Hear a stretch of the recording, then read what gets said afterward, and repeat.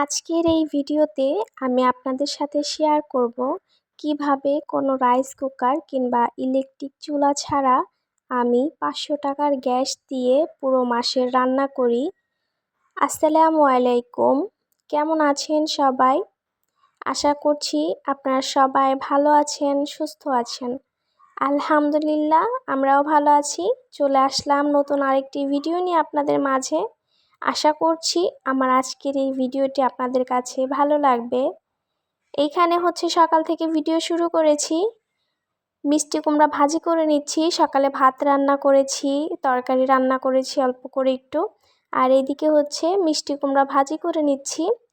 আমার শ্বশুর বাড়ির এদিকে সবাই মিষ্টি কুমড়াটা এরকম, যেটাকে চাক ভাজি বলি, এরকম ভাজি করে খেতে খুব পছন্দ করে। তো মিষ্টি কুমড়াটা হলুদ লবণ হালকা একটু মরিচের গুঁড়া দিয়ে আমি যে তেলে ভেজে নিয়েছি, এখন উঠিয়ে নিব। ভাজা হয়ে গিয়েছে। এরপর এখন পেঁয়াজ মরিচ কেটে রেখেছি, পেঁয়াজ মরিচটা ভেজে নিয়ে তারপর মিষ্টি কুমড়াগুলি দিয়ে আরেকটু ভেজে নিব। তো এইভাবে মিষ্টি কুমড়া ভাজি খেতে কিন্তু ভালোই লাগে। আর আরেকভাবেও ভাজি করা যায়, আলুর মতো কুচি কুচি করে কেটে একটু মোটা মোটা করে। তো এই তো আমি এখানে পেঁয়াজ মরিচ ভেজে নিচ্ছি।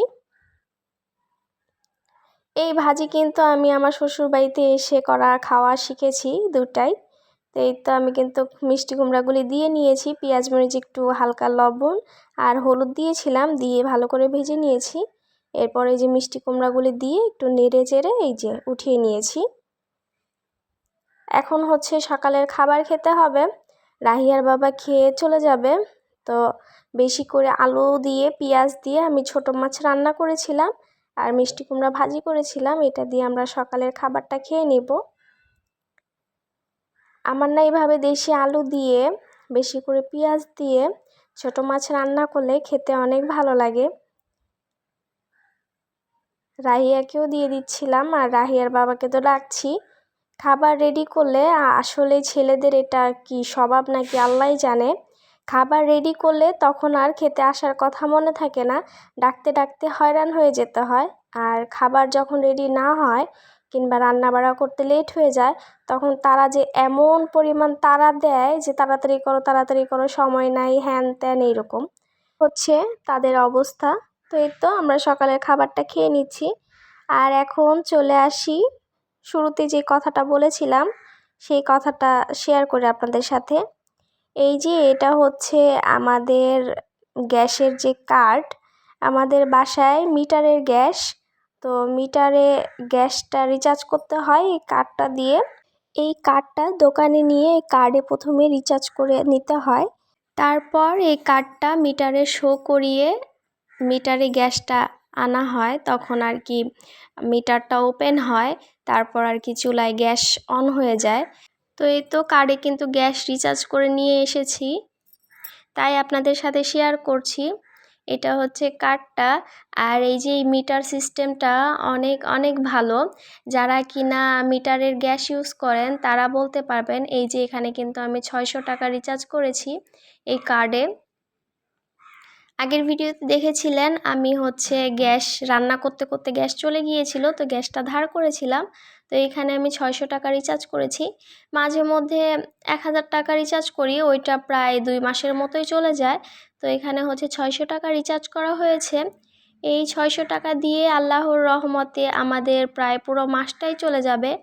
যেহেতু ধার করা হয়েছে আর একটু পানি ফোটানো হয়, সেই কারণে দেখা গেছে 4-5 দিন একটু কম বেশি হতে পারে, কিন্তু আলহামদুলিল্লাহ 500 টাকার গ্যাসে পুরো একটা মাস চলে যায়। আর সিলিন্ডার গ্যাসের কথা কি বলবো, সেটা তো মাসও যায় না 1500-1600 টাকার গ্যাস সিলিন্ডার কিনলে। আর ডাইরেক্ট লাইনের গ্যাসে আপনার 1080 টাকা ফিক্সড।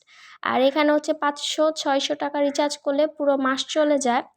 তো দুপুরে আবার কাঁচা টমেটো দিয়ে মাছ রান্না করেছিলাম আর ধনিয়া পাতা ভর্তা করেছিলাম। এটা রাতের দিক দিয়ে রাহিয়ার বাবা এসেছে আর এই যে এক ব্যাগ শুটকি নিয়ে এসেছে। তার আর তার মেয়ের তো শুটকি খুবই পছন্দ। এখানে লইট্টা শুটকি আছে। আর এই যে আমার টুকু ব্যাগটা এনে রাহিয়ার বাবা আমার ঘরে খাটের উপর রেখেছে। তো টুকু যে কি অবস্থা করছে, যে কামড় দিয়ে মনে হয় যে ছিঁড়ে বের করে সব খেয়ে ফেলবে, এই একটা অবস্থা। আসলে ঘ্রাণ বেরোচ্ছিল অনেক। তা আমি আবার একটু ওর মজা দেখছিলাম। পরে দেখছিলাম টুকু তো ঘ্রাণে পুরো পাগল হয়ে যাচ্ছে, তো ওকে সরিয়ে দিলাম। আর এই যে আমি কিন্তু বিছানার উপরেই সব শুটকিগুলি বের করে নিয়েছি। এইখানে 2 কেজি লইট্টা শুটকি নিয়ে এসেছে। এই শুটকিটা রাহিয়ার বাবার তো অনেক পছন্দ, মাও খায়। আর আমার না এই শুটকি রান্না করলে একদমই ভালো লাগে না। আমি কোনো শুটকি খেতে পারি না, শুধুমাত্র শুটকি ভর্তা ছাড়া। তো আজকে টুকু আর আমি আপনাদের কাছ থেকে বিদায় নিয়ে নিচ্ছি। ভিডিওর এই পর্যন্ত যদি কেউ থেকে থাকেন, আর যদি আমার এই ভিডিওটা আপনাদের কাছে ভালো লাগে, চাইলে কিন্তু লাইক করে দিয়ে তারপরে যেতে পারেন। ইদানিং দেখছি ভিডিওতে লাইকের সংখ্যা অনেক কম। যাই হোক, সবাই ভালো থাকবেন, সুস্থ থাকবেন। দেখা হবে পরবর্তী ভিডিওতে। আল্লাহ হাফেজ। আসসালামু আলাইকুম।